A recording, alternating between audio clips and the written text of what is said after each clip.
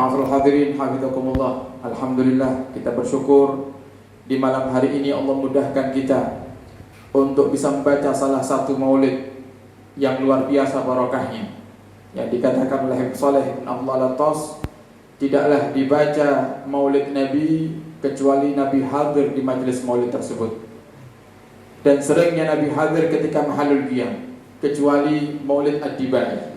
Nabi hadir min awwali maulid ila akhirih. Nabi hadir dari awal maulid sampai akhirnya. Jika kita bacalah maulid dibai, semoga Nabi ada di tengah-tengah kita, dan Nabi melihat kita semuanya, dan kelak Nabi akan mengenal kita di padang mahsyar untuk Nabi berikan syafaatnya kepada kita semuanya. Amin ya rabbal alamin. Ma'asyiral hadirin hadirat hafizakumullah. Tidaklah kita berkumpul di majelis maulid ini kecuali karena untuk menumbuhkan cinta dan rindu kepada Sayyidina Muhammad, yang dengan cinta kepadanya Allah akan berikan keberuntungan kepada kita. Dengan cinta kepada Nabi kita Muhammad SAW, Allah akan mengabulkan segala permintaan kita. Maka itulah yang terpenting, itulah tujuan yang paling utama kita duduk di majelis-majelis maulid semacam ini, hanya untuk menumbuhkan cinta kepada Sayyidina Muhammad. Di zaman di mana banyak umatnya yang lupa kepada beliau, kita disempatkan oleh Allah, kita dipilih oleh Allah untuk duduk di majelis ini. Maka jangan sia-siakan waktu ini. Jangan sampai kita keluar dari masjid ini, majelis ini, tanpa membawa cinta kepada Sayyidina Muhammad. Karena cinta dengan beliaulah yang bisa menyelesaikan semua masalah kita. Dengan cinta kepada Nabi kita Muhammad, Allah akan turunkan semua pertolongan. Allah akan berikan solusi daripada setiap masalah-masalah kita. Tidak ada di antara kita para hadirin yang hidup di dunia ini tanpa masalah. Coba yang dalam masjid ini, saya tanya, adakah di antara antum semuanya yang selama hidup sampai detik ini antum tidak mendapati masalah sama sekali? Mungkin ada, bisa ngacungkan tangannya coba. Yang tidak pernah punya masalah, ada? Tidak ada. Kita semuanya pernah mendapati masalah. Bahkan mungkin saat ini kita sedang memiliki masalah. Maka kuncinya untuk mendapatkan solusi daripada setiap masalah kita yang paling cepat dan paling ampuh adalah dengan kita mendekatkan diri dan mencintai Sayyidina Muhammad sallallahu alaihi wasallam. Al-Habib Ali bin Muhammad Al-Habsyi sahib Maulid Simtud Durar beliau mengatakan, minna yakhtur ala qalbil kadar wal hazan wa nama'i khairu khalqillahi jaddil hasan. Habib qalbi alladhi hubbuhu bi qalbi sakan. Bagaimana mungkin, dari mana kiranya tersirat dalam hati kita ini kesedihan, kata Habib Ali. Bagaimana kok kita ini bisa sumpah wa nama'i khairu khalqillah jaddil hasan, sedangkan ada di sekitar kita ini, atau ada dalam diri kita, dalam hati kita, dalam kehidupan kita. Siapa? Kakek Sayyidina Hasan, Sayyidina Hasan bin Ali bin Abi Thalib, yaitu Rasulullah sallallahu alaihi wasallam. Bagaimana bisa kok kita ini bisa sumpah? Allah ciptakan kita ini jadi umatnya Nabi Muhammad, yang Nabi Muhammad itu penghibur daripada hati kita yang sedih. Nabi Muhammad itu adalah perantara yang jika kita menyebut namanya, jika kita minta kepada Allah dengan perantara beliau, Allah akan kabulkan permintaan kita. Habib qalbi alladhi hubbuhu bi qalbi sakan. Beliau adalah seorang kekasih. Beliau adalah orang yang aku cintai, yang cinta kepadanya bersemayam dalam hatiku, adalah Ali bin Muhammad Al-Habsyi. Idza dzakartu wa ana masjun zalas saja. Di saat aku sebut nama Nabi Muhammad, di saat aku mendengar kisah sejarah hidup Nabi Muhammad, maka di saat itu pula hilang kesumpahan. Dari dua bait syair ini, para hadirin, bisa kita ambil sebuah hikmah yang begitu luar biasa. Tanpa kita minta, Allah menciptakan kita di dunia ini menjadi umatnya Nabi Muhammad SAW, yang tidak hanya Allah jadikan kita sebaik-baiknya umat, tapi Allah juga berikan kita solusi dari masalah-masalah yang akan kita temui. Belum kita temui masalahnya, Allah sudah kasih kita solusinya. Apa itu? Nabi kita Muhammad SAW. Nah, cuma terkadang para hadirin, keyakinan hati inilah yang menjadikan kita ragu terhadap Sayyidina Muhammad. Seandainya hati ini penuh dengan keyakinan, penuh dengan cinta, maka niscaya cukup kita bersalawat sekali kepada Sayyidina Muhammad, cukup kita menyebut namanya sekali, Allah akan turunkan daripada pertolongannya untuk kita semuanya. Kita semuanya punya masalah, kita pernah menemui masalah, terkadang kita bingung untuk mencari solusinya, padahal sudah ada di hadapan kita. Padahal kita termasuk daripada umat yang Allah muliakan dengan Allah berikan solusi sebelum daripada datangnya masalah. Tapi kita lupakan itu. Kita sering melupakannya. Makanya tidak ada di antara kita para hadirin yang hidup di dunia ini tanpa masalah. Karena memang dunia ini tempatnya masalah. Dunia ini tempatnya masalah.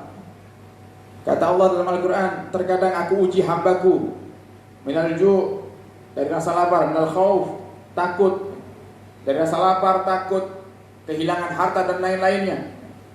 Memang itulah dunia. Seandainya kau ada manusia yang hidup di dunia ini, Allah ciptakan untuk hidup di dunia ini tanpa masalah, yang lebih pantas mendapatkannya adalah Nabi kita Muhammad SAW. Tapi kenyataannya Nabi penuh daripada godaan-godaan orang-orang kafir saat beliau berdakwah. Nabi sering dicaci maki, masalah. Nabi dikatakan pembohong, masalah. Tapi semuanya selagi untuk mendapatkan ridha Allah, bukan hal yang besar bagi beliau Nabi kita Muhammad sallallahu alaihi wasallam. Maka saat ini yang perlu kita pikirkan, bagaimana caranya kita sudah tahu ini solusi daripada setiap masalah kita, minta pertolongan kepada Allah dengan wasilah Nabi Muhammad.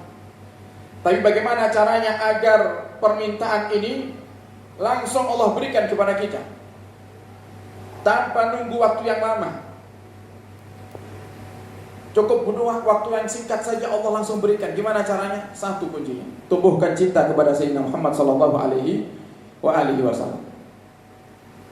Beliau Syekhuna Hasyim Asy'ari menghadirkan dalam kitabnya An-Nurul Mubin fi Mahabbati Sayyidil Mursalin sebuah kisah bagaimana kecintaan para sahabat Nabi kepada Nabi kita Muhammad SAW, yang diceritakan para hadirin sengaja kita sampaikan di majelis-majelis maulid di bulan maulid ini agar tidak keluar bulan maulid kecuali kita sudah mencintai Sayyidina Muhammad. Diceritakan Sayyidina Abdullah bin Umar pernah suatu hari beliau sakit, kakinya sakit, tidak bisa digerakkan. Salah satu kakinya bisa dikatakan lumpuh atau stroke, atau intinya tidak bisa digerakkan. Datang seorang sahabat yang lain berkata kepada Abdullah bin Umar, wahai Abdullah, udkur ahabban nas ilaik yasul anka. Sebutkan nama orang yang paling kamu cintai wahai Abdullah bin Umar, maka Allah akan sembuhkan penyakitmu. Apa jawaban Sayyidina Abdullah bin Umar? Ya Muhammadah, wahai Muhammadku, wahai kekasihku Muhammad.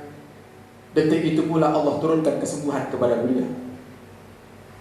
Coba lihat bagaimana nikmatnya hidup ini para hadirin. Jika di saat kita punya masalah cukup sebut ya Muhammad, ya Rasulullah, ya Habibullah, Allah turunkan solusi daripada setiap masalah-masalah kita.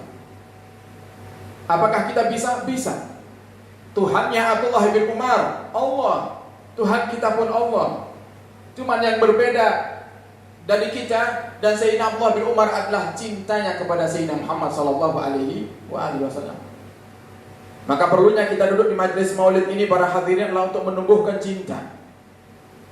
Yang cinta itu akan tumbuh jika kita kenal kepada Sayyidina Muhammad. Bagaimana kita bisa mencintai orang lain jika kita tidak mengenal siapa yang akan kita cintai? Makanya kita ingin menghadirkan sedikit daripada sejarah hidup Nabi kita Muhammad SAW, agar kita pulang dari majlis ini semoga Allah tumbuhkan dalam hati kita cinta kepada Sayyidina Muhammad SAW. Beliau para hadirin, Nabi kita Muhammad adalah seorang Nabi yang keinginannya hanya satu. Beliau bukan ingin kaya. Hidup beliau itu sulit. Hidup beliau itu bisa dikatakan miskin. Tapi miskinnya Nabi Muhammad itu ikhtiari. Memang Nabi kepingin miskin. Kalau kita kan miskin, kepingin kaya, ya. Miskin, kepingin punya rumah yang tingkat, ya. Kepingin punya mobil yang mewah, kepingin punya duit yang banyak. Itu miskinnya kita. Kalau miskinnya Nabi kita Muhammad, memang keinginan Nabi seperti itu. Sehingga makanya pernah diceritakan, walaupun dikatakan ada riwayat yang mengatakan itu riwayat yang dhaif, Muhammad itu berdoa, Allahumma ahyini miskinan wa amitni miskinan wahsurni fi zubratil masakin. Ya Allah, hidupkan aku dalam keadaan miskin, matikan aku dalam keadaan miskin, dan bangkitkan aku nanti bersama orang-orang yang miskin. Minta Nabi Muhammad. Kenapa? Coba, apa sih hikmahnya Nabi hidup dalam keadaan yang miskin itu? Hikmahnya agar kita itu tenang hatinya, agar kita sebagai umat ini punya pelipur hati, pelipur lara itu. Kalau di saat kita kok ada di dalam masa yang kita sangat sulit sekali, dengan kita mengingat Nabi Muhammad, hati kita akan tenang. Coba. Tapi kadang kita tidak sadar para hadirin. Coba, mungkin di saat Anda sedang butuh uang, punya hajat yang mendesak, dalam keadaan yang sulit ekonominya, coba bayangkan Nabi Muhammad. Ingat Nabi Muhammad. Di saat kita bayangkan Nabi Muhammad, oh Nabi Muhammad itu lebih sulit daripada apa yang aku rasakan. Sesulit-sulitnya aku masih bisa makan setiap hari.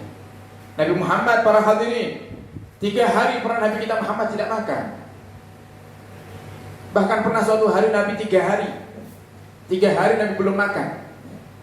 Kemudian Nabi berjalan di salah satu jalan, Nabi mendengar suara tangisan anak kecil. Nabi pun mencari, karena Nabi Muhammad itu senang dengan anak-anak kecil.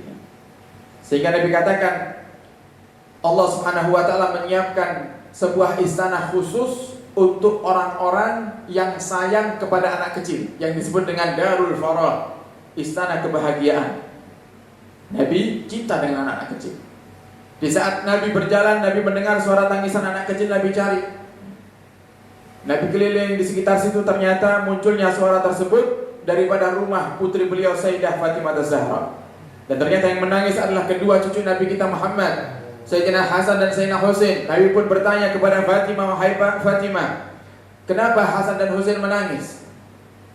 Apa kata Sayyidah Fatimah? Kami, wahai Rasulullah, yang tinggal di rumah ini, suamiku Ali, aku dan putra-putraku, kami 3 hari belum makan apapun. Sehingga Hasan dan Husain ini menangis karena kelaparan, ya Rasulullah. Coba lihat, pemimpin ahli surga di dunia kelaparan. Sayyidina Hasan dan Husain, Sayyidah Sababi Ahlil Jannah, pemimpin kaum pemuda nanti di surganya Allah Subhanahu wa ta'ala. Sayyidah Fatimah, Sayyidatu Nisa'i Ahlil Jannah, pemimpinnya kaum wanita nanti di surga, para penghuni surga yang sudah Allah jamin surganya, hidup di dunia dalam keadaan yang lapar. Kemudian Nabi katakan kepada Sayyidah Fatimah, tunggulah sebentar wahai putriku, aku akan kembali bawa makanan. Bukan pulang ke rumah Nabi kita Muhammad, para hadirin, karena Nabi tidak punya makanan di rumahnya. Nabi tidak pernah menyimpan makanan di rumahnya. Paling anti Nabi Muhammad nyimpan makanan. Tidak seperti kita, ya. Makan untuk bulan depan sudah ada di rumah, ya. Beras dijatah. Para salaf pun juga seperti itu. Tidak ada mereka yang menyimpan makanan untuk besok kecuali dengan satu alasan saja. Dan itu diperbolehkan, dan itu yang bisa kita contoh saat ini. Apa itu? Menyimpan makanan untuk supaya anak istri kita tidak bersedih. Cuma itu saja alasan yang dibenarkan. Lainnya tidak dibenarkan. Sampai-sampai Nabi katakan dalam hadisnya, inna baina aidikum uqbatan qu'udah. Nanti di hadapan kalian di hari kiamat ada sebuah jalan yang menanjak, jalan yang curam, yang tinggi. La yujawizuha illa al-mukhifun. Tidak akan bisa lewat daripada jalan tersebut kecuali orang-orang yang mukhifun. Wa man mukhifun ya Rasulullah? Siapa mukhifun itu? Nabi berkata, apakah kalian menyimpan makanan untuk besok? Tidak ya Rasulullah. Seandainya kalian menyimpan makanan untuk besok, maka kalian bukanlah orang-orang yang mukhifun. Tidak ada yang bisa lewat jalan itu. Mau tidak mau kita harus lewat jalan itu, kecuali orang-orang yang mukhifun. Coba lihat, paling anti Nabi kita Muhammad, paling anti para salaf untuk menyimpan makanan. Bahkan kita ini Masya Allah, kadang kita simpan-simpan, kita eman-eman, takut besok kelaparan, ujung-ujungnya basi dibuang di sampah. Ya, mau ngasih tetangga itu mikir. Padahal yang jadikan kita mikir itu bukan karena kita perhatian dengan keluarga sebenarnya, tapi karena setan yang sedang membisiki kita agar kita tidak bersedekah. Kenapa? Inna sadaqata tudfi ghadabar Rabb, karena sedekah itu bisa menghilangkan murkanya Allah Subhanahu wa taala. Sedangkan tujuan setan adalah selalu menjadikan kita agar dimurkai oleh Allah Subhanahu wa taala. Makanya selalu di saat muncul para hadirin rasa ragu untuk bersedekah, mungkin karena jumlahnya tidak terlalu banyak, lanjutkan, sampaikan, jangan ditunda. Karena jangan-jangan yang menunda ini atau yang bisikkan kita ini adalah setan agar kita tidak jadi sedekah. Walaupun itu hanya mungkin beberapa butir daripada buah-buahan. Mungkin Anda dapat pisang, ya. Satu liran, ya. Satu liran. Mungkin kalau kita makan sendiri di rumah, tidak nututi, nanti keburu busuk duluan, belum habis. Jangan bagi dua. Antum bagi dua. Nah, terkadang muncul di sini setannya. Janganlah masa ngasih tetangga cuma separuh liran. Ngisi-ngisi aja. Kan ada. Justru itu lanjutkan. Berikan. Kenapa? Karena kita akan mendapatkan kemuliaan jika di saat itu Allah murka kepada kita, Allah hilangkan murkanya daripada kita. Kemudian Allah akan ganti dengan rizki-rizki yang lain dan solusi-solusi daripada setiap masalah kita. Nabi kita Muhammad SAW berkata, tunggulah sebentar wahai putriku Fatimah. Bukan kembali ke rumah. Nabi cari para hadirin. Nabi cari cara. Bukan Nabi minta. Bukan Nabi meminta kepada para sahabatnya. Itu bukan tipenya Nabi Muhammad. Nabi Muhammad tidak pernah merepotkan para sahabatnya. Sampai-sampai di saat Nabi kelaparan itu sahabat menegur, ya Rasulullah, kenapa tidak kau katakan kepada kami? Kenapa kau tidak bilang ke kami? Kalau seandainya kami tahu, pastilah kami akan berikan makan untukmu ya Rasulullah. Apa kata Nabi Muhammad? Tidak, wahai para sahabatku. Aku tidak ingin hidup merepotkan umatku. Sehingga Nabi ini, para hadirin, untuk memberikan makan kepada Fatimah, Ali, dan Sayyidina Hasan dan Husain, beliau mencari kerja. Coba lihat, seorang Nabi, Sayyidul Mursalin, pemimpinnya para Rasul, mencari kerja. Kebetulan juragan yang kaya ini tidak tahu kalau beliau adalah Nabi kita Muhammad SAW. Apa kerjanya? Mengambil air di sumur, yang setiap satu timba air Nabi dibayar 1 butir kurma. Dalam riwayat Nabi dapatkan 6 butir kurma, dalam riwayat 7 butir kurma. Kemudian timbanya terputus dan masuk ke dalam sumur tersebut. Si juragan ini marah-marah kepada Nabi kita Muhammad. Nabi sabar, Nabi diam, Nabi diusir dengan diberi upah 6 butir atau 7 butir kurma.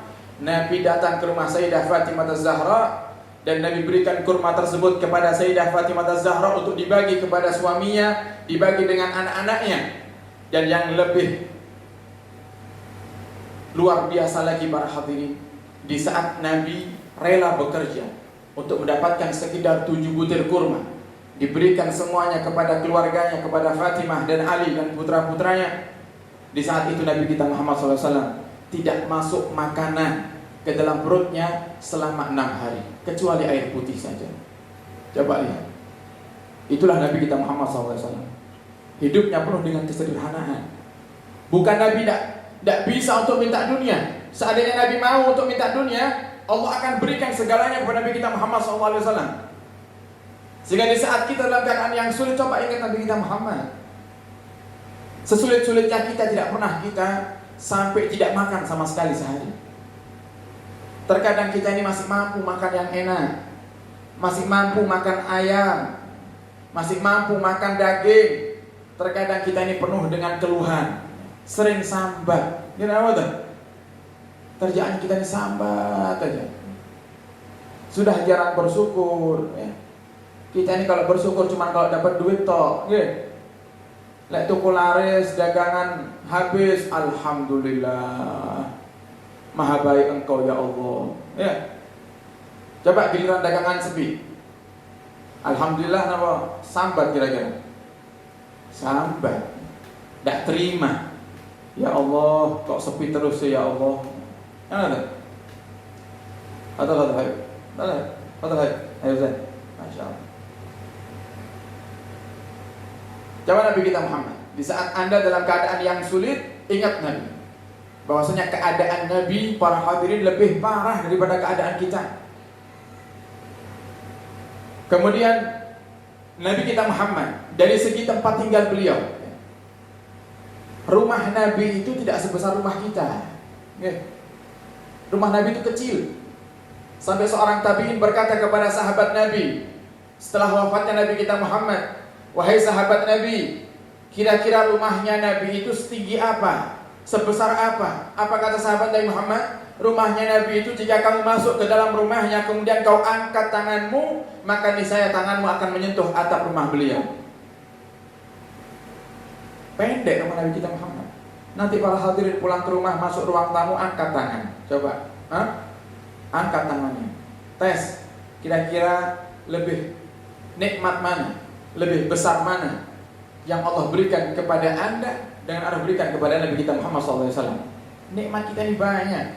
Cuman karena kita ini orang yang kufur nikmat, orang yang jarang mensyukuri nikmat, sehingga selalu dikasih sama Allah kurang.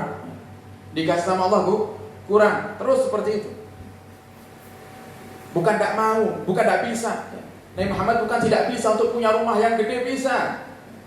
Bukan tidak bisa Nabi Muhammad untuk bisa makan makanan yang lezat, bisa. Tinggal minta sama Allah. Karena setiap Nabi itu punya doa yang mustajabah. Tapi Nabi Muhammad masih ingat dengan kita. Doa mustajabahnya Nabi itu, para hadirin, Nabi simpan baik-baik. Nabi tidak gunakan di dunia ini. Untuk apa? Untuk minta nanti kepada Allah di hari kiamat agar Allah masukkan kita semuanya ke dalam surganya Allah Subhanahu wa taala. Kurang baik apa coba kita punya Nabi yang tidak pernah melupakan kita umatnya. Tapi alangkah kurang ajarnya kita, para hadirin. Kita sering melupakan Nabi kita Muhammad SAW. Al-Imam Al-Busiri beliau mengatakan dalam qasidah burdahnya, warawadathul jibalu summu min dhahabin an nafsihi fa'araha ayyama samam wa akada zuhdahu fiha daruratuhu inna darurata la ta'du 'ala al-isami wa kaifa tad'u ila dunya daruratu man laulahu lam tukhrajid dunya min al-'adam. Warawadathul jibal, bukit-bukit, gunung-gunung yang ada di sekitar Nabi Muhammad itu menawarkan dirinya. Ya Rasulullah, mintalah kepada Allah agar Allah rubah kami menjadi emas untukmu. Melihat Nabi Muhammad yang susah, melihat Nabi Muhammad yang sering lapar, gunung-gunung itu sampai merasa iba, merasa kasihan dengan Nabi kita Muhammad, berharap Allah rubah mereka menjadi bukit yang penuh dengan emas untuk Nabi kita Muhammad agar Nabi Muhammad bisa menikmati daripada dunia ini. Tapi Nabi menolak. Semakin ditawari dunia, semakin tidak mau dengan dunia. Itu Nabi kita Muhammad. Berbeda dengan kita, para hadirin. Ya. Semakin ditawari dunia, semakin mau. Semakin mau. Ya. Semakin ditawari dunia, semakin senang. Urusan halal haram, urusan belakang.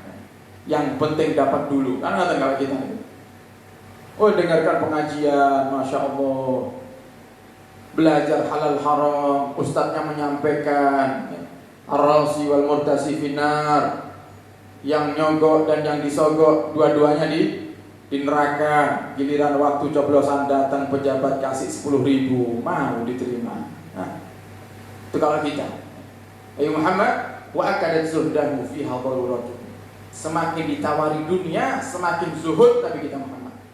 Semakin ditawari dunia, semakin benci dengan dunia Nabi kita Muhammad SAW. Kenapa seperti itu? Wa kaifa tad'u ila dunya daruratu man laulahu lam tukhraj dunya minal adami. Bagaimana mungkin Nabi kita Muhammad butuh dengan dunia ini. Lawang dunia ini tidak akan Allah ciptakan kalau bukan karena Nabi kita Muhammad sallallahu alaihi wasallam. Laulaka ya Muhammad ma khalaqtul aflak. Kalau bukan karena engkau wahai Muhammad, aku tidak akan ciptakan semuanya ini. Sehingga duduknya kita di sini, adanya kita di sini, adanya kota tercinta kita Tulung Agung ini, semuanya karena Nabi kita Muhammad sallallahu alaihi wasallam.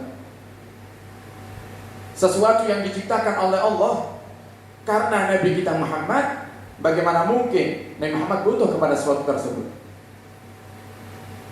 Sehingga Nabi Muhammad tidak cinta kepada dunia, tidak mau kepada dunia. Dan Nabi Muhammad paling menjaga keluarganya daripada dunia, walaupun hanya sedikit daripada makanan. Pernah diceritakan waktu Sayyidina Hasan bin Ali bin Abi Thalib masih kecil, Nabi dan keluarga Nabi itu, para hadirin, tidak boleh menerima sedekah. Tidak boleh menerima sedekah. Pernah ada makanan yang berupa makanan sedekah, yaitu berupa kurma. Di saat para sahabat sedang makan dari makanan atau kurma tersebut, Sayyidina Hasan ikut mengambil. Sudah dimasukkan di mulut sama Sayyidina Hasan. Kurma ini sudah ada di mulut, belum ditelan. Apa kata Nabi Muhammad? Muntahkan ya Hasan, muntahkan ya Hasan. Ingat, kita ini keluarga kita, saya dan keluarga kita tidak boleh terima sedekah. Saking menjaganya Nabi kita Muhammad SAW. Seandainya kok Nabi minta izin, ya Allah, ridho itu satu butir kurma yang telah masuk ke perutnya Sayyidina Hasan, apakah iya Allah akan menolak? Jika kita umatnya yang berdoa kepada Allah Subhanahu wa taala, minta kepada Allah dengan kita awali sholawat di awal dan kita tutup dengan sholawat menjadi sebab Allah kabulkan doa, apalagi yang minta Nabi kita Muhammad, pasti Allah akan kabulkan, pasti Allah akan ridhoi. Tapi Nabi kita Muhammad ingin mengajarkan kepada kita umatnya bagaimana cara hidup di dunia ini yang zuhud, hidup di dunia ini yang wara, hidup di dunia ini yang kita tidak cinta kepada dunia. Itu Nabi kita Muhammad. Sekarang para hadirin, bagaimana perhatian Nabi Muhammad kepada kita? Nabi Muhammad itu 1400 tahun yang lalu, 1400 lebih yang lalu, Nabi Muhammad itu selalu mendoakan kita umatnya. Pernah suatu malam Nabi kita Muhammad itu bangun sholat tahajud, kemudian Nabi berdoa, Allahumma ighfir li Aisyah ma qaddamat wa ma akharat, ma a'lanat wa ma asarrat. Ya Allah, ampunilah istriku Aisyah, dosa yang dulu, dosa yang sekarang, dosa yang dia lakukan terang-terangan ya Allah, dan dosa yang dia lakukan sembunyi-sembunyi ya Rabb. Ampuni istriku Aisyah. Di saat itu Nabi berdoa dan suaranya terdengar oleh Sayyidah Aisyah. Kemudian Sayyidah Aisyah tersenyum dan berkata, Sayyidah Aisyah tersenyum dan melihat Nabi Muhammad. Nabi Muhammad berkata kepada Sayyidah Aisyah, Asarurti ya Aisyah, apakah kamu bergembira wahai Aisyah? Apakah kamu senang wahai Aisyah? Tentu ya Rasulullah. Siapa yang tidak senang dengan doa yang dipanjatkan oleh orang yang paling dicintai oleh Allah Subhanahu wa taala? Kemudian Nabi katakan, ketahuilah wahai Aisyah, doa yang tadi aku panjatkan, seperti itulah setiap malam aku bermunajat kepada Allah, minta untuk umat-umatku wahai Aisyah. Setiap malam para hadirin, Nabi tahajud, Nabi berdoa, Allah maghfir li ummati ma qaddamat wa ma akharat, ma a'lanat wa ma asarrat. Ya Allah, ampunilah dosa-dosa umatku, dosa yang dulu, dosa yang sekarang, dosa yang mereka lakukan terang-terangan, dosa yang mereka lakukan sembunyi-sembunyi ya Rabb. Nabi mendoakan kita. Bahkan sayangnya Nabi Muhammad kepada kita itu para hadirin melebihi sayangnya Nabi kepada semuanya. Sehingga Nabi pernah berkata dalam hadisnya, wallahi, demi Allah, inni la arhamukum asada rahmah min rahmati abaikum lakum wa min anfusikum li anfusikum. Demi Allah, kata Nabi Muhammad, akulah orang yang paling sayang kepada kalian wahai umatku, melebihi sayangnya orang tua kalian kepada diri kalian, dan melebihi sayangnya kalian kepada diri kalian sendiri. Dan tidaklah Nabi kita Muhammad berkata semacam itu kecuali dengan bukti. Berbeda dengan kita yang sering mengaku cinta kepada Sayyidina Muhammad tapi tidak ada buktinya. Sering mengaku cinta kepada Sayyidina Muhammad tapi lisan jarang bersolawat kepadanya. Itu kita. Cinta kita bohong, cinta kita dusta. Kaifal muhib yansa dzikra habibin wa inna ma ismuhu fi fuadihi maktubu. Bagaimana seorang pecinta lupa dengan orang yang dicintainya, sedangkan namanya selalu terukir dalam hatinya. Bagaimana kita bisa mengaku cinta kepada Sayyidina Muhammad, lisan kita jarang bersalawat kepada Sayyidina Muhammad. Kalau bukan di majelis maulid semacam ini, ya tidak bersalawat kita kepada Sayyidina Muhammad. Tapi Nabi mengatakan Nabi cinta, sayang kepada kita dengan bukti para hadirin. Nabi berkata dalam hadis yang lainnya, wallahi law yusaku ahadukum bi syaukatin fi rijlih la ajidu alamaha fi qalbi. Demi Allah, kata Nabi Muhammad, seandainya ada di antara kalian, wahai umatku, yang kaki kalian tertusuk duri, maka sakitnya tusukan duri di kaki kalian itu aku rasakan dalam hatiku, kata Nabi kita Muhammad. Allahumma salli ala Sayyidina Muhammad. Allahumma salli ala Sayyidina Muhammad. Masya Allah, cintanya luar biasa kepada kita, sampai sakit yang sedikit yang ada dalam tubuh kita ini dirasakan oleh kita Muhammad SAW. Sekarang sungguh keterlaluan para hadirin jika kita yang diperhatikan oleh Nabi Muhammad, jika kita yang menjadi tujuan Sayyidina Muhammad, yang Nabi berharap sampai Nabi katakan dengan harapan yang penuh, dengan harapan yang begitu besar kepada Allah. Nabi katakan dalam hadisnya, semua kullu ummati yadkhulunal jannah, semua umatku akan masuk surga illa man aba, kecuali yang tidak mau.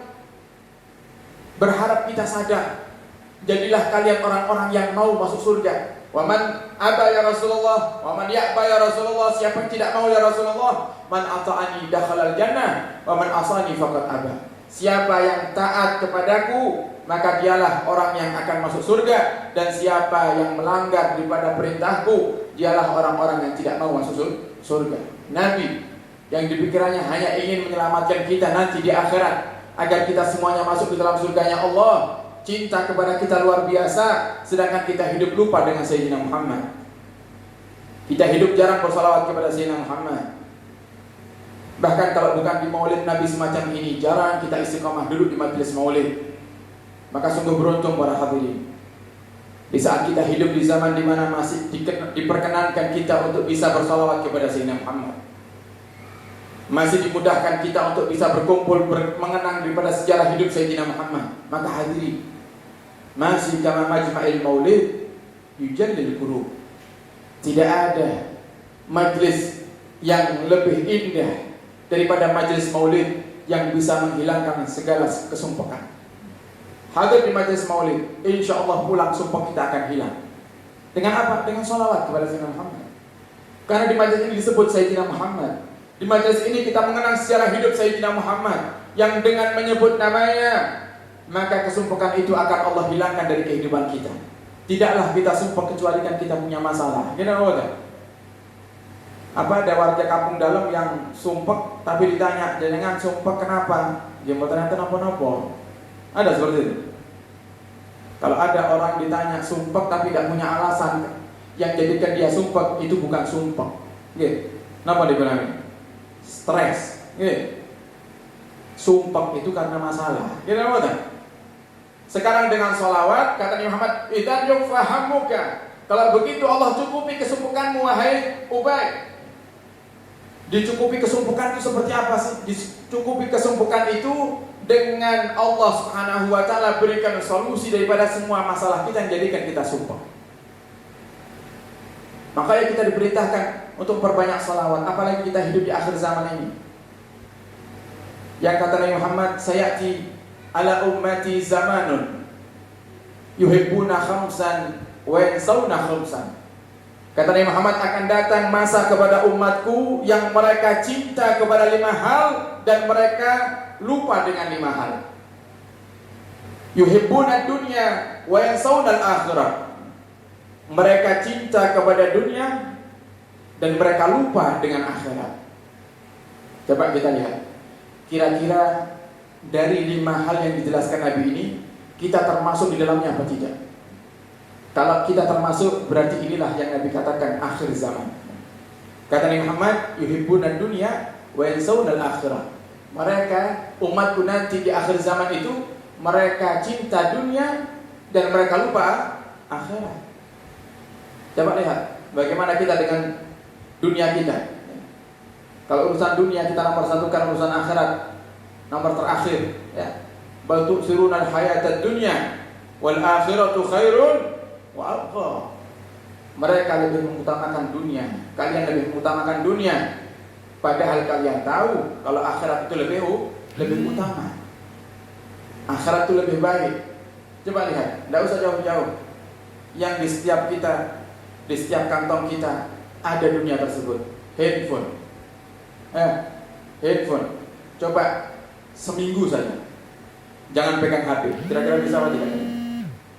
Seminggu jangan pegang HP. Jangan seminggu. Sehari kita sudah bingung cari HP kita. HP jatuh di bawah kolam, ribut serumah. Ya. HP ketinggalan, paling khawatir. Yang dengan HP itu tadi kita sering lupa dengan salawat kepada Sayyidina Muhammad. Yang dengan HP itu kita rela berjalan jauh untuk bisa menikmati daripada dunia maya. Sedangkan untuk datang ke majelis ilmu kita berat sekali. Coba lihat, kehabisan kuota, ambil motor, cari warkop yang masih buka, numpang wifi, ya.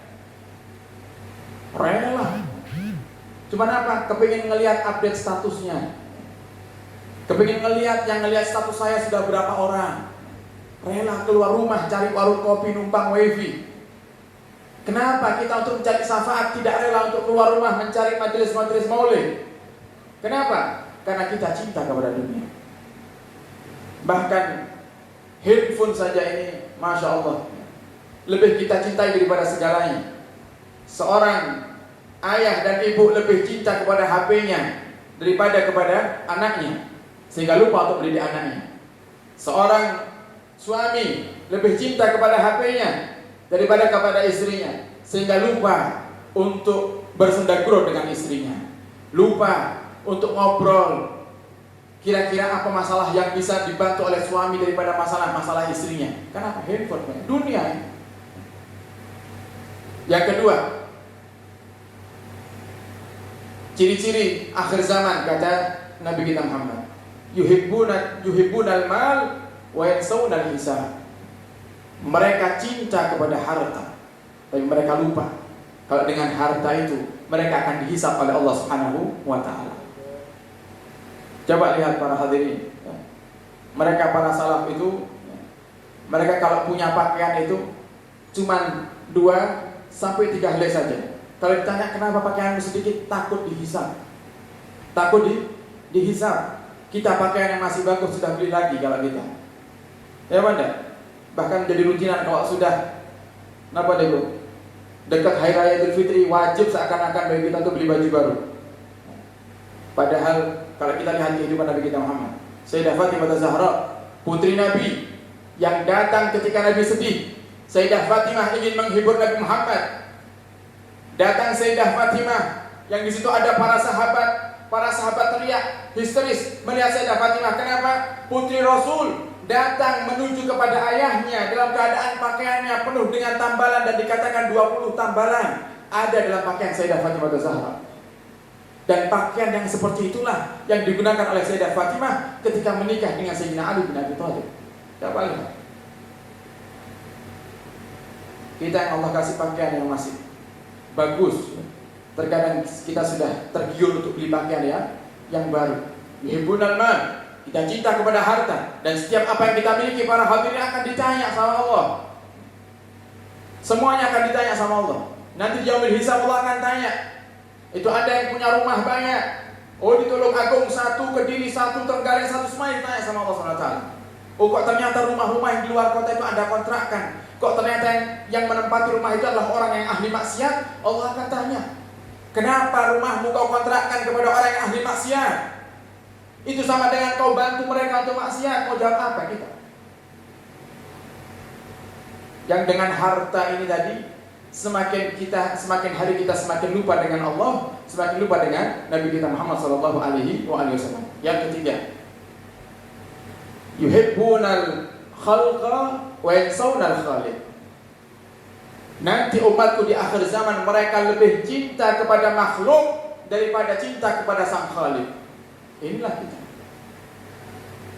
bergembira dengan kelahiran seorang putra. Kita bergembira dengan kelahiran anak kita. Setiap tahun tidak pernah lupa kita mengadakan daripada hari kelahiran atau hari ulang tahun anak-anak kita. Tapi pernahkah kita bergembira dengan kelahiran Nabi kita Muhammad SAW? Tiap tahun, kula panjenengan itu tidak lupa daripada mengadakan acara ulang tahun anak-anak kita. Tapi pernahkah Anda mengadakan acara memperingati hari kelahiran Nabi kita Muhammad SAW? Tidak. Kalau tidak di majlis, tidak di masjid, tidak di musalla, ya kita tidak merayakan daripada peringatan hari kelahiran Nabi kita Muhammad SAW. Makanya para hadirin, saya itu punya harapan besar ke depan, kepingin semoga Tulung Agung ini menjadi kota sejuta sholawat. Karena dulu dulu masuk Tulung Agung ada yang ngabari ke saya, orang Tulung Agung bilang katanya Tulung Agung ini kota 1000 kafe katanya. Kota 1000 kafe. Dan emang benar banyak warung kopinya Tulung Agung, masya Allah, luar biasa. Itu kalau kandang itu jejer, jamaahnya banyak warung kopi daripada majelis kan. Itu tadi mau ke sini perjalanan itu banyak jamaahnya juga di kiri jalan itu, situ warung kopi baru itu ya. Coba deh. Nah, kita kepingin janganlah cuma diingat warung kopi boleh, ya. Tidak masalah, salaf juga ngopi. Cuman kalau ngopinya kita berbeda dengan salaf, ya. Kita kebangetan kalau ngopi, ini sehari bisa 5 kali. Dikit-dikit warung kopi, dikit-dikit warung kopi. Kalau salaf ngopi, tapi cuma 2 kali dalam sehari, ya. Pagi, ya. Dan malam terkadang atau sore, ya. Itu para salaf kalau ngopi. Ngopinya pun tidak seperti ngopi kita, ya, asal seruput aja, ya, habis nambah lagi. Kalau salaf ngopi baca Fatihah dulu, ya. Baca doa dulu dengan adab. Tujuannya pun juga untuk ibadah supaya tidak ngantuk kalau ibadah. Nah, itu para salaf. Jadi ngopi itu boleh, tidak masalah. Dan itu bukan pekerjaan yang haram. Makanan atau minuman halal. Cuman kita kepinginlah Tulung Agung itu punya juga julukan yang tidak kalah indahnya, tidak kalah hebatnya dengan kota-kota yang lainnya, dengan kota-kota yang disematkan di dalamnya Rasulullah SAW. Madinah Al-Munawwarah, kotanya Rasulullah. Mekah, kota kelahiran Nabi kita Muhammad SAW. Insya Allah suatu hari Tulung Agung akan menjadi kota sejuta salawat kepada Nabi kita Muhammad. Mungkin dengan wasilah al-muhibbin, ya. Mungkin dengan wasilah majlis-majlis yang lainnya insya Allah. Nah, kenapa seperti itu? Kalau sudah kita bersalawat kepada Sayyidina Muhammad, kita gemar membaca maulid kepada Sayyidina Muhammad, insya Allah Allah akan cinta kepada kita. Walau anna ahlal qura amanu wattaqau la fatahna alaihim barakatin minas sama'i wal ardh. Kalau seandainya satu penduduk desa atau kota itu semuanya bertakwa kepada Allah, maka niscaya Allah akan turunkan keberkahan di kota tersebut. Itu yang kita harapkan dengan kita ingin menjadikan Tulung Agung ini suatu hari kota sejuta salawat kepada Sayyidina Muhammad. Nah, dikatakan yang saunal khalqa yuhibbunal khalqa yang saunal khaliq. Mereka lebih cinta kepada makhluk ketimbang cinta kepada Sang Khaliq. Lebih cinta kepada putra-putrinya, lebih ingat hari ulang tahun daripada putra-putrinya, tapi lupa dengan hari kelahiran Nabi kita Muhammad SAW. Orang yang paling Allah cintai, yang tidak akan kita bisa mendapatkan cintanya Allah kecuali dengan kita mencintai Sayyidina Muhammad SAW. Yang keempat, ciri-ciri umat akhir zaman, yuhibbuna dzunub wa yansawna taubah. Suka bermaksiat, suka berbuat dosa, tapi lupa untuk bertobat kepada Allah Subhanahu wa taala. Tidak ada hari para hadirin kecuali kita berdosa di dalamnya. Entah itu dengan ngomongkan orang, entah itu dengan hati kita yang kotor, suka suudzon kepada orang lain.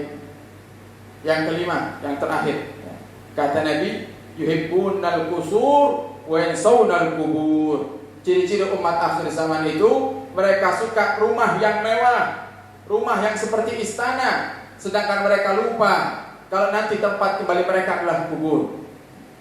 Semua kelima ini ada dalam kehidupan kita. Maka sudah bisa dipastikan bahwasanya kita termasuk umat yang dikatakan sama Nabi kita Muhammad, sayati ala ummati zamanun, akan datang suatu masa nanti di akhir kepada umatku, inilah umat yang Nabi sebut dengan umat yang hidup di akhir zaman. Umat yang banyak lupa dengan Allah, mereka lebih cinta dengan dunianya. Maka satu-satunya harapan para hadirin adalah sholawat kepada Sayyidina Muhammad. Sholat kita ingat dunia, puasa kita masih dibarengi dengan dunia, sedekah kita penuh dengan penyakit. Hati kita di saat bersedekah penuh dengan penyakit di dunia ini, riya, tidak ikhlas, sehingga sulit ibadah-ibadah itu diterima oleh Allah Subhanahu wa taala. Cuma ada satu ibadah yang dalam keadaan apapun kita lakukan tetap akan diterima oleh Allah dan sampai kepada beliau Sayyidina Muhammad, apa itu yaitu salawat kepada Nabi kita Muhammad sallallahu alaihi wasallam. Maka mari jangan biarkan hari-hari kita lewat tanpa kita bersalawat kepada Sayyidina Muhammad. Cari salawat yang paling Anda senangi, atau salawat yang kiranya paling mudah untuk Anda lakukan. Cari apa kiranya salawat yang paling ringkas mungkin. Sudah salawat yang paling ringkas, amalkan. Salawat Jibril sallallahu ala Muhammad, cuman sallallahu ala Muhammad. Al-Habib Ali bin Muhammad Al-Habsyi beliau mengatakan salawat Jibril itu atau sallallahu ala Muhammad itu juga bisa menjadi salawat yang ampuh untuk mengabulkan hajat jika kita punya hajat-hajat yang darurat. Beliau sebutkan ada beberapa hal banyak. Di antaranya yang beliau sebutkan adalah membaca Yasin 41 kali sekali dudukan menghadap kiblat. Sekali dudukan menghadap di kiblat. Atau kita baca Dalailul Khairat. Dalail Khairat, kalau tidak salah ada rutinan Dalail di sini ya, Masya Allah. Dalail Khairat 4 kali sekali dudukan. Bisa kali 4 kali. Kalau di sini baca Dalail Khairat dari awal sampai akhir. Tidak. Oh di hari-hari gitu. Insya Allah di hari-hari. Coba dites. Sehari 4 kali. 1 kali dudukan 4 ya. 4 kali. Bisa 8 jam sendiri itu. Insya Allah kalau baca Dalail 8 jam ini berat ya. Tapi kalau lihat scroll TikTok ya, lihat Instagram 8 jam tidak terasa. Oke.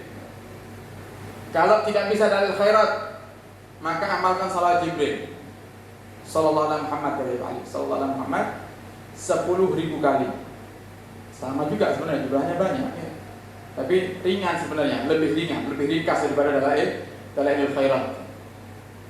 Kalau masih sulit, yang paling mentok sudah ini kata beliau. Apa itu? Berziarah ke makam Sayyidina Muhammad, minta diridho Sayyidina Muhammad, pasti Allah akan ijabah. Yang menjadikan tidak diijabahinya itu tergantung hati sebenarnya para hadirin ya. Makanya terkadang kita ini sudah dikasih amalan. Kita hadir majelis maulid, katanya kalau hadir majelis maulid hajat akan dikabulkan. Kok tidak kabul-kabul? Hatinya yang bermasalah. Hatinya bermasalah. Amalan itu akan Allah kabulkan kalau kita melakukannya dengan 2 hal. Yang pertama yakin, yang kedua istiqomah. Istiqomah tidak yakin percuma. Istiqomah tidak yakin percuma. Istiqomah, contoh nih, saya punya hajat misalnya. Saya butuh duit. Saya mau berhutang ke rumah antum. Datang saya katakan kepada antum, Ustaz, ana datang ini niat yang pertama silaturahim, yang kedua saya punya hajat. Saya butuh biaya. Bolehkah saya menghutang dari antum? Tapi sebenarnya Ustaz ya, saya ini menghutang ke antum, saya tidak yakin antum ini punya duit apa enggak. Kira-kira gimana? Jangan kasih apa enggak kira-kira? Yang ada jangan usir, kan gitu. Ini antum ini ngutang tidak punya adab. Minta pertolongan tapi tidak punya adab. Sama. Di saat kita minta sama Allah, kok kita tidak yakin sama Allah, kurang ajar itu namanya. Ngapain kamu minta kalau kamu tidak yakin? Padahal Allah sudah suruh kita minta kepadanya, tapi tidak yakin hati kita. Makanya tidak kabul-kabul permintaan kita itu. Tidak mungkin Allah tidak kabulkan doa. Mustahil Allah itu berbohong. Ud'uni astajib lakum. Berdoalah, mintalah kepadaku, aku akan kabulkan. Yang jadikan tidak kabul adalah hati kita. Yang pertama tidak yakin sama Allah. Yang kedua kita kurang istiqomah. Coba contoh lo para wali itu. Bekalnya para wali itu yakin istiqomah, cuma itu aja. Bekalnya para wali yakin istiqomahnya sering kita kisahkan bagaimana para wali-wali kita. Tidak jauh-jauh yang Jawa Timuran saja. Habib Soleh Musyil Hamid minta hujan langsung turun. Minta sama Allah, hujan langsung turun di dunia kubur. Ceritanya kedatangan tamu beliau, kedatangan tamu seorang yang alim, orang yang soleh, Begitu sampai di rumah Habib Shaleh Al-Muhsin Al-Hamid, ternyata tamunya ini, tamu istimewanya ini cuma kepingin salaman saja, ketemu pulang. Sedangkan Habib Shaleh Al-Muhsin Al-Hamid menyiapkan makanan yang banyak, tidak dicicipi sama sekali sama tamunya ini. Habib Shaleh keluar dari rumahnya ke teras, angkat tangan, "Ya Rabb, turunkan hujan biar tamuku tidak bisa pulang." Turun hujan, coba lihat, turun hujan. Karena tamunya juga orang yang soleh, keluar juga tamunya. "Ya Rabb, hentikan hujannya." Berhenti hujannya. Hujan dibuat mainan. Coba lihat, wali, kekasih Allah kenapa yakin? Makanya kata para ulama, kalau kita yakinnya sama Allah itu kuat, cukup satu kali Fatihah kita baca, kita yakin daripada hajat kita Allah akan kabulkan. Tapi kalau hati kita tidak yakin, jangankan 100 Fatihah, 1000 Fatihah kita baca, kalau kita tidak yakin sama Allah percuma, sia-sia. Yang ada Allah marah, percuma kamu baca banyak, hati tidak yakin sama saya. Itu kata Allah SWT. Jadi yakin, istiqomah. Maka ayo kita baca sholawat, kita niatkan. Kalau kita tidak bisa baca sampai 10.000, ya paling tidak kita mulai dari sedikit-sedikit. 100 setiap hari. Mampu tidak? 100 kira-kira. Sallallahu Muhammad 100. Sebentar. 15 menit balik. Sallallahu Muhammad, sallallahu Muhammad, sallallahu Muhammad. 15 menit, tak sampai balik 15 menit. 100. Kebanyakan itu dibagi. Kalau terasa banyak dibagi. Habis subuh 20, habis zuhur 20, asar 20, maghrib 20, isya 20. 20 kali 5, 100. Kebanyakan bebasian. Ya sudah 50. Ya sudah 50. Kita ini manusia, ini wataknya, ini sifatnya sukanya yang instan. Sukanya yang instan. Kepingin kerja modal 2.000, untung 200 juta. Gitu. Itu kita. Sama kita. Kepinginnya masuk surga tapi ibadahnya leyeh-leyeh. Itu kita. Ya sudah, tidak apa-apa.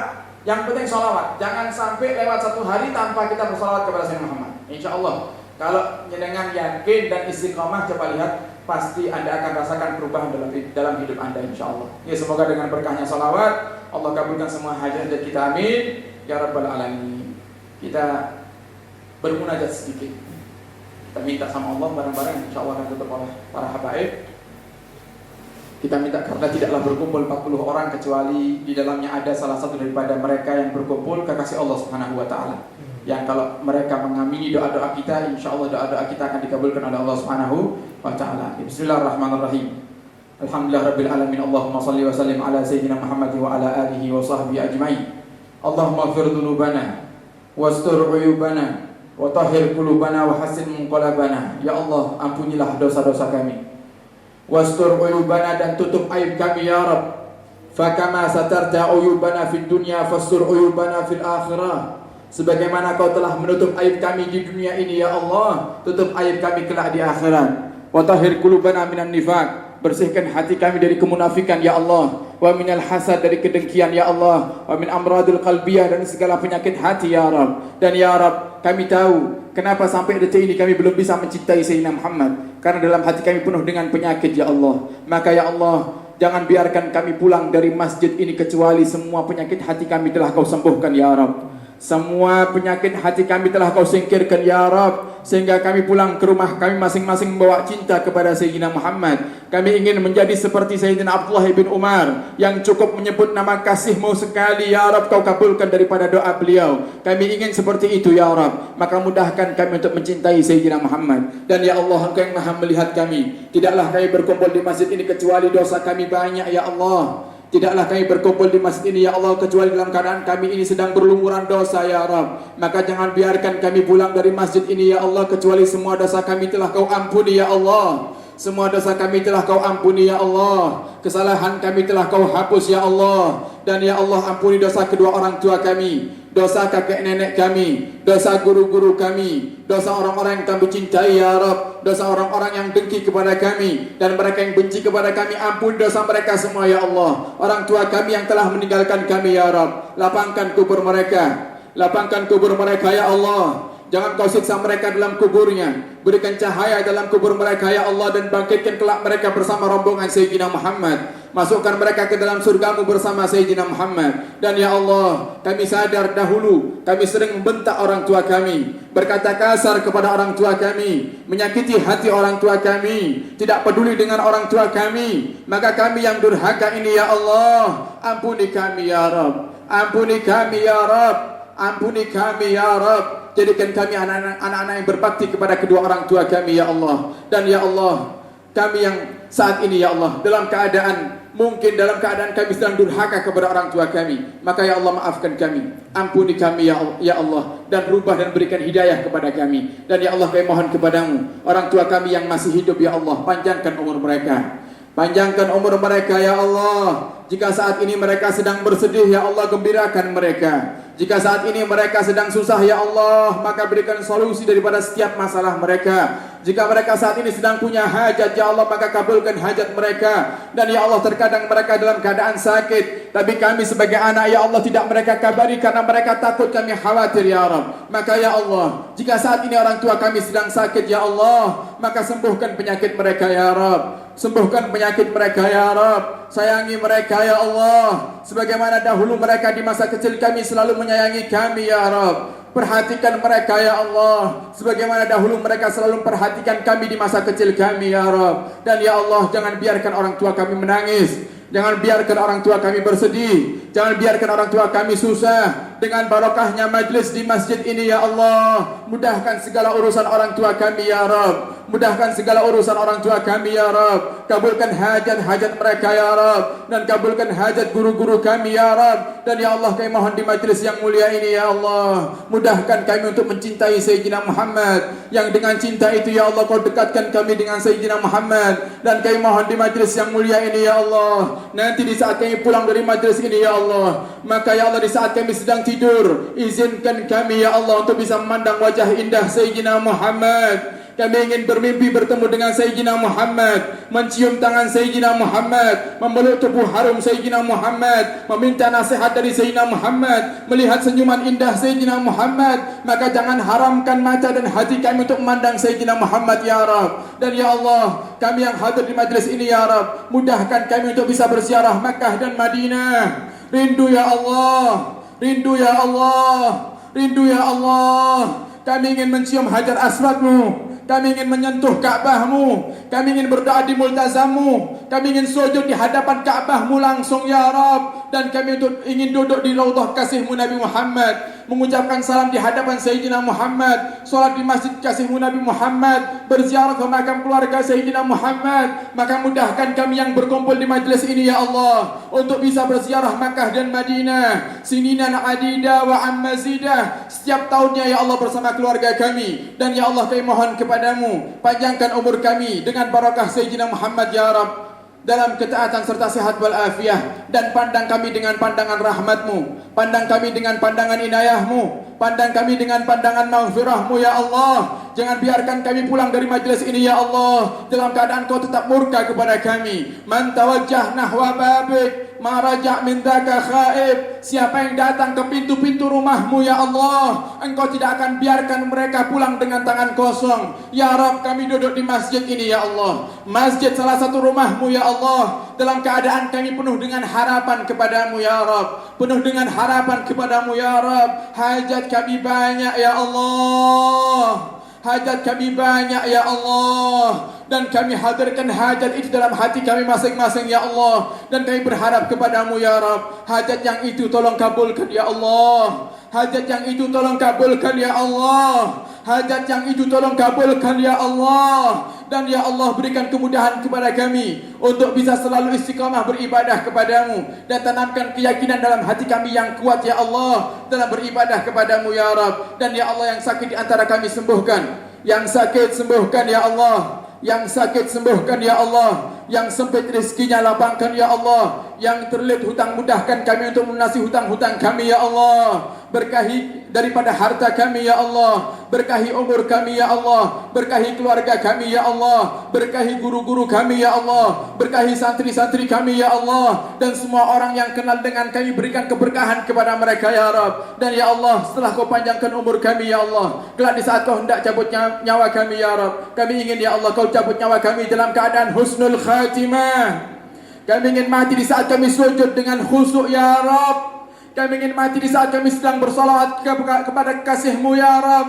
Kami ingin mati di saat kami sedang beribadah kepadamu ya Rabb. Kami ingin mati di saat kami sedang berdakwah ya Rabb. Kami ingin mati di saat kami sedang membaca Al-Quran ya Rabb. Jangan cabut nyawa kami ya Allah di saat kami lalai darimu. Jangan cabut nyawa kami di saat kami bermaksiat kepadamu. Jangan cabut nyawa kami ya Allah di saat kami sedang sibuk dengan dunia kami.